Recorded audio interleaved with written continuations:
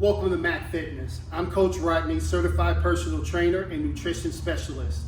Let's spend some time today working on our mobility, and today's focus will be our hips. All you would need is a mat, and we're going to be in our supine position. Let's get started. We're going to start down on the floor, and again, if you want to grab a mat, you're more than welcome to, but you're going to start by laying down on your back. We're going to cross our leg over, and we're simply going to shift our hips to the crossed leg side. We're going to allow gravity to stretch our hip flexor here. Now, a couple of things that you can do to increase the intensity of your stretch.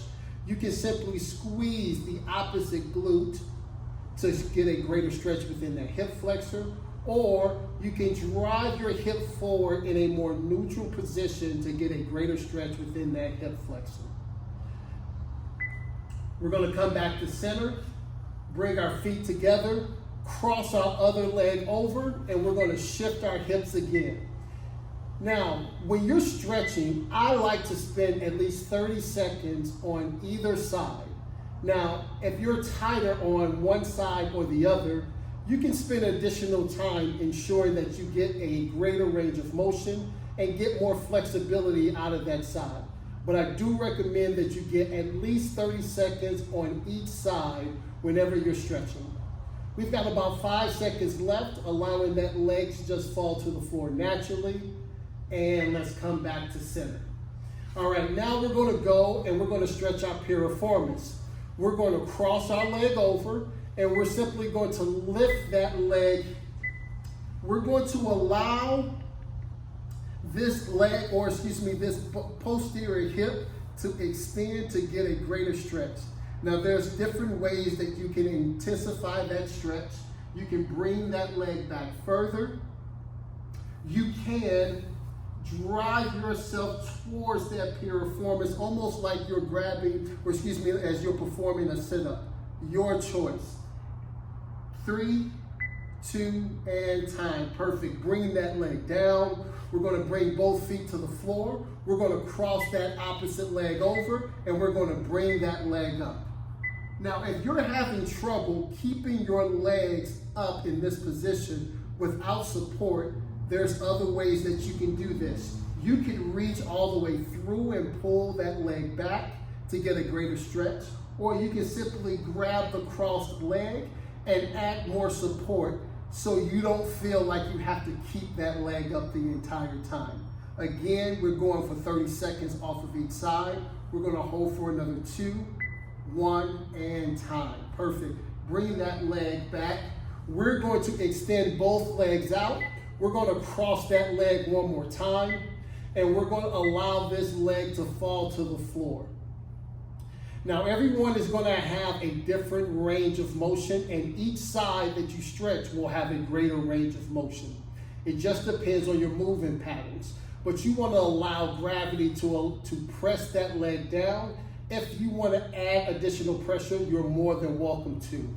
But we're just working our pelvic floor here. In other words, we're working that growing. We've got another 2, 1, and we're going to switch. We're going to extend this leg out. We're going to cross that opposite leg over, and we're going to let gravity take control. Now, as you can see, my left side, my left hip doesn't externally rotate as much as my right. And again, you're not a robot.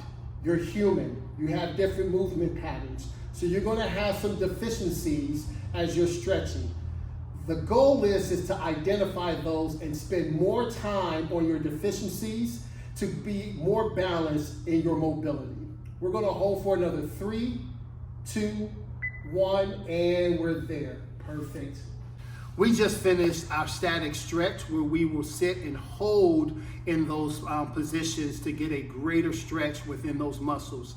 Now we're going to move from a static stretch to a more dynamic stretch. We're still going to do all of the same exercises. We're still going to work 30 seconds for each one of those exercises, but now we're going to mimic more of the movement patterns that we see on a daily basis. Let's get started.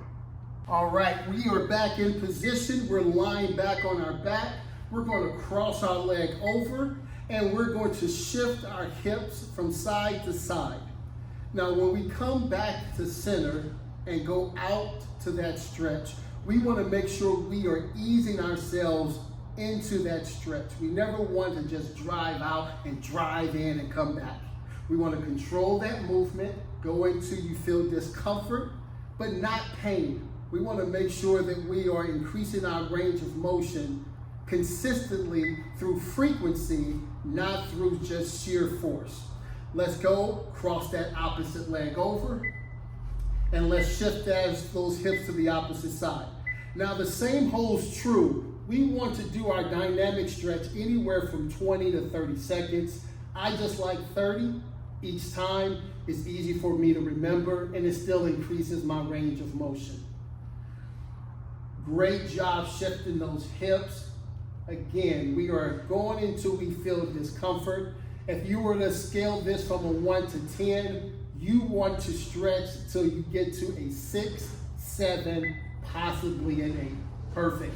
All right, we are going to cross that first leg over again, and we're back into our piriformis. Here we go. We're going to lift that leg and lower back down. Lift that leg and lower back down. Now you may feel additional muscle stretch. I do get a few clients that will feel a stretch within those adductors. That's perfectly normal. All that is just an indicator of tighter muscles that you may have. The goal of stretching is to identify deficiencies and go attack those deficiencies. And we are there. Perfect. All right, we're bringing both feet to the floor. We're going to cross that opposite leg over. We're going to support that if we need to, and we're pulling that leg up. Now, I must say, I did leg day a couple of days ago, and my legs are still pretty stiff from my back squats. So, it's important that when you lift heavy, that you make sure that you get in and stretch well, not only before your workout, but definitely after that workout to get those muscles back to the length that they should be. Perfect, nice job. All right, we're crossing that leg back over, extending both legs out. We're gonna cross this leg. We're gonna allow gravity to take control. We are going to actively drive that leg to the floor and back up again. You shouldn't have to rush through these stretches. You should be moving at a slow to moderate pace. So if you're stretching for about 30 seconds, you should get anywhere from 5 to maybe 8 active dynamic stretches in that 30 seconds.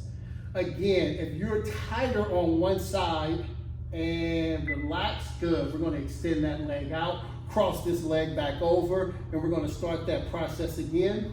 If you're tighter on one side, by all means, spend more time on that side. My left side, my left pelvic floor is much tighter than my right. So I add an additional pressure to it, and then I usually go about 5 to 10 seconds longer than my right, just to start to increase that range of motion. The goal is not to be as flexible as possible per se, but it is to be balanced. All right, you want to try to catch one side up with the other. And time. Perfect. Nice work. We just completed our dynamic workout for today with our hips, still using those same exercises. Listen, don't try to complicate your mobility. You can do static and dynamic stretches for the most part with all stretches. Make sure that you are working dynamically before your workout, and then you want to work static stretching after your workout. I'm glad that you were able to join me here at Mac Fitness. I'm Coach Rodney. Until next time.